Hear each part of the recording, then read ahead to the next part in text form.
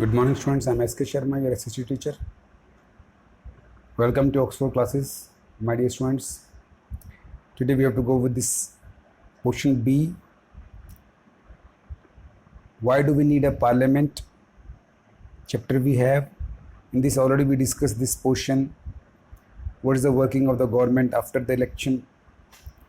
The majority MPs form a government and they select the national government, and after that they have to do these kind of things. That this is called to control, guide and inform the government. ये जो लोग हैं MP या member of parliament, ये किस तरह से सरकार को हेल्प करते हैं, सारी चीज़ें यहाँ पे डिस्कस करेंगे. The parliament while in session begins with abox R.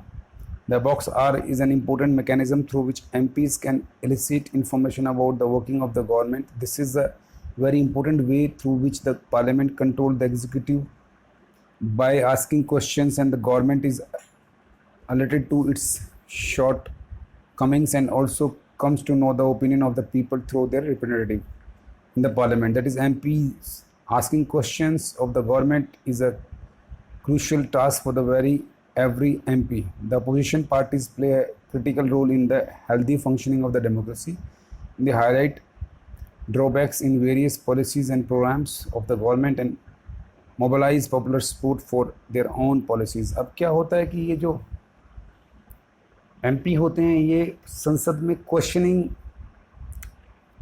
Session से गुजरते हैं. इसमें जो अपोजिशन होता है, कोई भी देश में काम चल रहा है, कोई समस्याएं चल रही हैं, उसके बारे में जो अपोजिशन होता है, विपक्ष जो है, हारी हुई पार्टियां जो हैं, वो इनसे प्रश्न पूछती हैं कि आपने इसके लिए क्या किया. जैसे आजकल हम देख सकते हैं कोविड-19 चल रहा है, तो अगर पार्लियामेंट में सेशन शुरू हो जाए, सत्र शुरू हो जाए, कार्रवाई शुरू हो जाए, तो पार्लियामेंट में बहुत हंगामा होगा.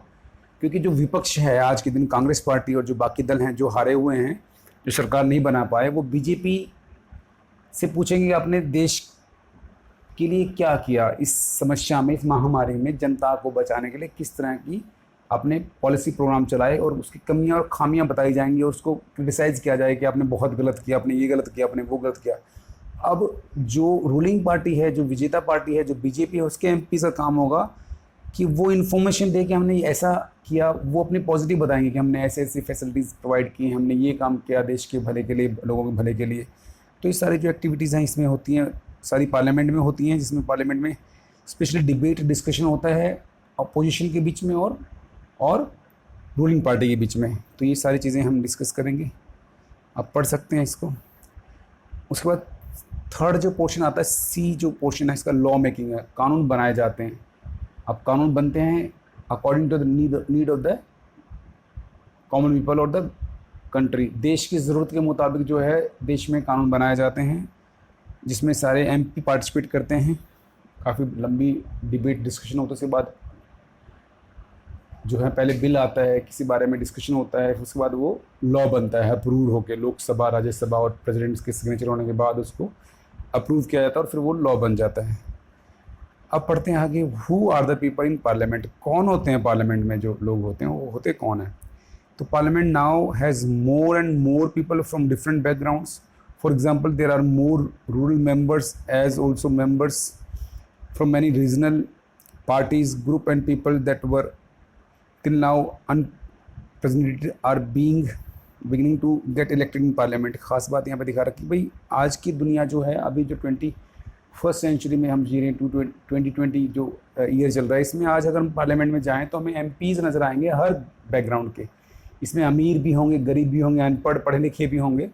और रूरल एरियाज़ की जो छोटी छोटी पार्टीज़ हैं, जैसे आप देखते हैं कि छोटी पार्टियां जो रीजनल पार्टीज़ होती हैं, जैसे आप देख सकते हो जेजेपी है, आप जो है आप देख सकते हो जी, छोटी पार्टियां जो हैं, आम आदमी पार्टी है, और अलग जो शिरोमणि अकाली दल पार्टी है, बीएसपी है, समाजवादी पार्टी जो आप जानते हो, ये है.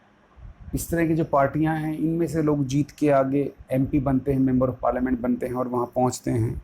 युवा भी होते हैं, बुज़ुर्ग उम्र के, काफ़ी बूढ़ी उम्र के भी लोग होते हैं. इसमें हर तरह के लोग इसमें एमपी मिलेंगे. आप इससे ही एक रिप्रेजेंटेशन मिलता है हर वर्ग को, हर कास्ट को. इसमें हर कास्ट, रिलीजन और रीजन के लोग मिलेंगे आपको इसमें उत्तराखंड के लोग मिलेंगे, बंगाल के लोग मिलेंगे, त्रिपुरा नागालैंड के लोग मिलेंगे, कश्मीर के लोग मिलेंगे, हर तरह के जो हर लद्दाख से जो रिप्रेजेंटेटिव बन के आता है एमपी, वो बैठता है पार्लियामेंट में दिल्ली में, और इस तरह से पूरे देश का रिप्रेजेंटेशन होता है और वो पूरे देश की सरकार यहाँ चलती है। Looking at this table, would you say that people's participation during past 50 years has decreased, increased, been stable after initial increase? ये देख सकते हैं अभी, ये आप पढ़ेंगे, इसमें दिखा रखा है वोटर टर्नआउट। वोटर टर्नआउट मतलब कितने लोगों ने वोट दिया। तो आप देखेंगे सबसे पहले जब फर्स्ट 1951-52 में जब इलेक्शन हुआ तो 61.16% वोट लोगों ने दिया, बीच में डाउन हुआ और अब 66.40, यानी कि अब बढ़ रहा है पोर्शन लोग वोट देने जाते हैं। तो ये चीज़ें आप पढ़ सकते हैं। It has been observe that representation या representative democracy can not produce a perfect reflection of society. There is a realization that when interest and experiences separate us, it is important to ensure that communities that even being historically marginalized are given adequate representation. With this in mind, some seats are reserved in Parliament for SC and STs. This has been done so that the MPs elected from these constituencies will be familiar with and can represent Dalit and Adivasi interest in Parliament. हमारे देश में lower जो strata of society है, economically weak जो लोग हैं, marginalise जो लोग हैं, उनके लिए स्पेशल रिजर्वेशन का एक प्लान कर रखा है। उसके अकॉर्डिंग जो हमारे एमपीज़ आते हैं वो एससी और एसटी कैटेगरी से, जहाँ पर रिजर्वेशन है उसके थ्रू चुन के आते हैं और वो देश को मौका देते हैं इन लोगों के लिए। तो ये सारी चीज़ें आती हैं इसमें, और उसके बाद हम पढ़ते हैं आगे, इसको देखते हैं। Similarly, it has more recently been suggested that there should be reservation of seats for women. This issue is still being debated. 60 years ago, only 4% of MPs were women, and today it is just about 9%.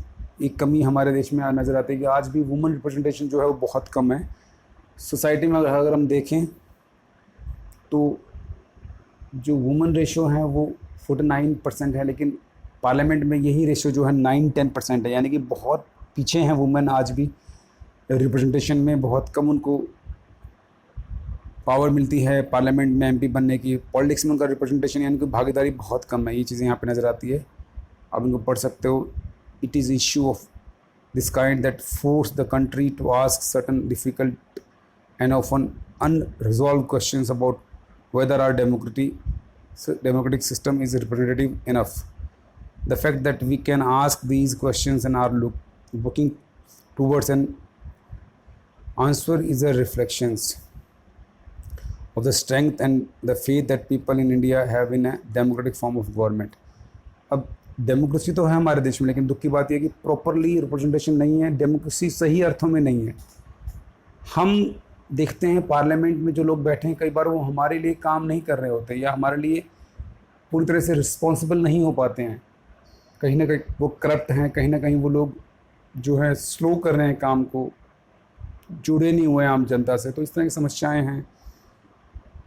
Her community को representation नहीं मिला होता है, और देखा जाए तो ये नेता जो हमारे सेवक कहे जाते हैं, लेकिन ये सेवक का काम ना करके मालिक की तरह बिहेव करते हैं। तो ये थोड़ी कमी है हमारे देश की डेमोक्रेसी की, और यही हम समझ सकते हैं। इसके लिए आप इसको पढ़ें चैप्टर को, उसके बाद आप ग्लोसरी करेंगे। This is very much important for you all. I will explain all the question answer and I will send to you.